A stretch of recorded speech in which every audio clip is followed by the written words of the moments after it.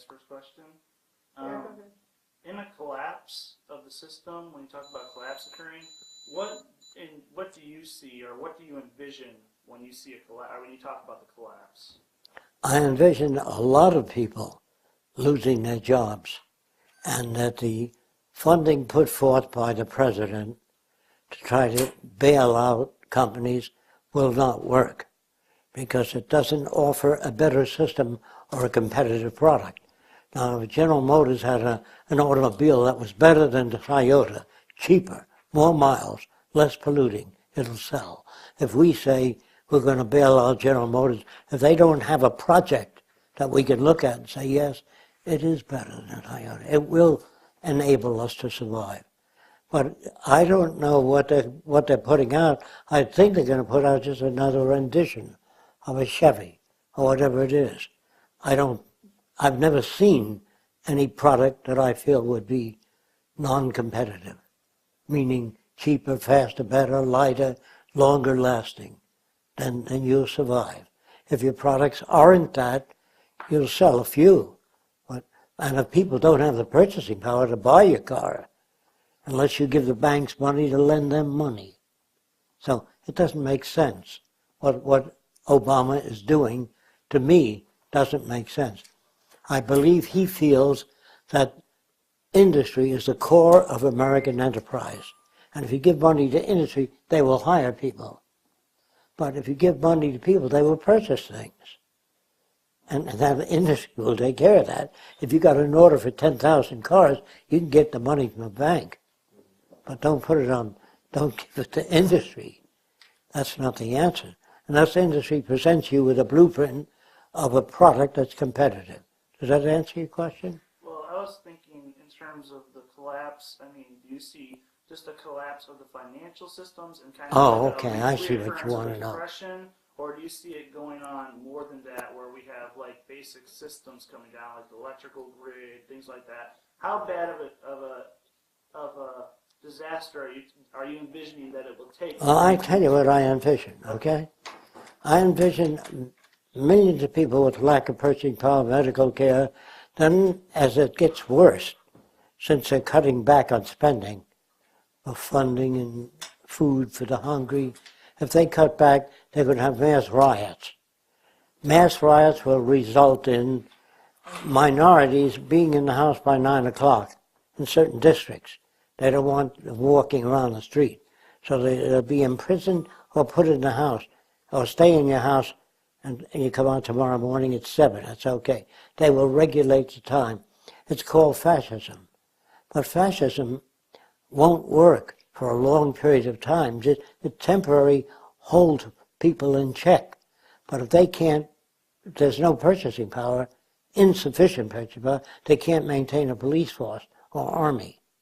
So fascism, unless you take over all the industries and everything, and then operate the government by big business, which they don't need. They don't need to do anything. They make the laws, you obey them, or you're out. I see fascism as probable. I see chaos, riots, all kinds of trouble. More crime, people break-ins. I see cars for sale very cheap because people don't have money, and the housing problem will continue because the government doesn't offer anything. Government meaning, in order for a money system up, they have to tax some people to get the money. And if most people are not working, you can't tax them. So you have to cut back on medical care, education, all the other areas that the system can't support. That chaos means when the government steps in finally and says, 9 o'clock is the time you go in your house, the government will regulate that. Government meaning industry. That's what I mean by government. There's no real government, you know. They just are.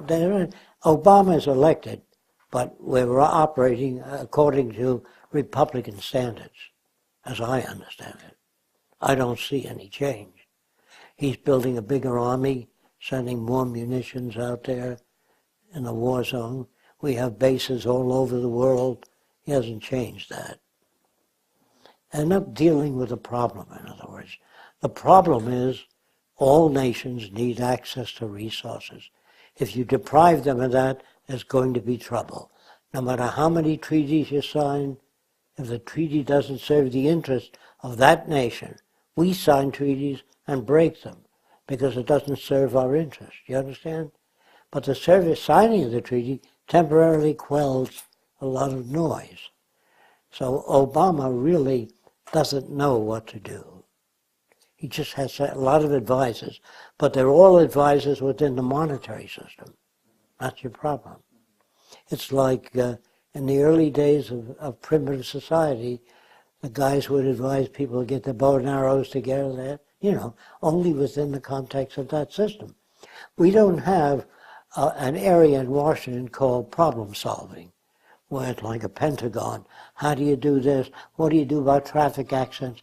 And the authority to act, not merely gather that more people are killed this month than last month, but it's quieted down this month. Next month, the death rate is higher. They has no authority to act.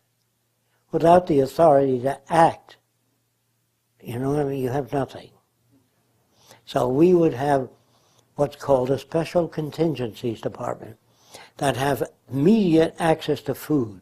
In case there's an earthquake, they act. They don't have to go to Congress and tell them what the problem is. They act. They have the right, the vehicles to act with. So I don't have there's very few meetings. Like if there's a terrible earthquake in Japan, I think I told you we would use the North and South Pole to store surplus food. That would be accessible to any nation that had a problem, as immediate as we could make it. There are airplanes that carry the food and drop it, or whatever other means there are for transporting.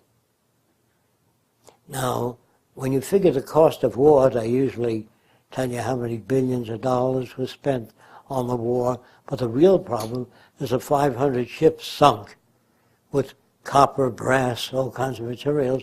We were transporting war tanks to Europe, and the German submarines sank about 500 ships. That's a lot of resources.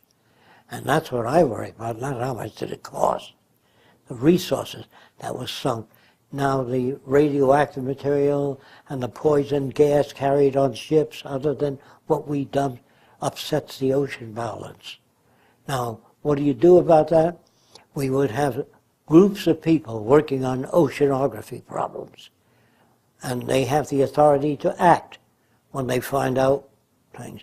Now, with the oceanography department, there's another department, the problem solvers in oceanography, how to restore the reefs, how to build a matrix for the reef to form around. It's not just a survey, there's the group that can act, that's connected to the oceanography department. What the oceanography department does is tell you we're losing reefs in this regional divisions of the Mediterranean. When I say regional divisions, I mean longitude and latitude. In the early days, they used to name streets 1, 2, 3, 4, 5. But if you bought a 26, you're far out of town. You have to drive to work. So they changed the numbers to Kosciuszko Street or Smith Street. You never knew how far out that was. Do you understand? So we're going to have to change all that. Instead of calling man a Pithecanthropus erectus, take Latin names and complicate the system, it'll D44 means a Pithecanthropus erectus in the old days. In other words, instead of your name, say your name is John Smith. There's thousands of John Smiths. So they have to take your fingerprints and all. So in the future, the Army has a serial number, which they assign you. So in the future, when you meet D44 11B, it means there's an art, music, science, and technology. So their name will tell you whether you can relate to them or not.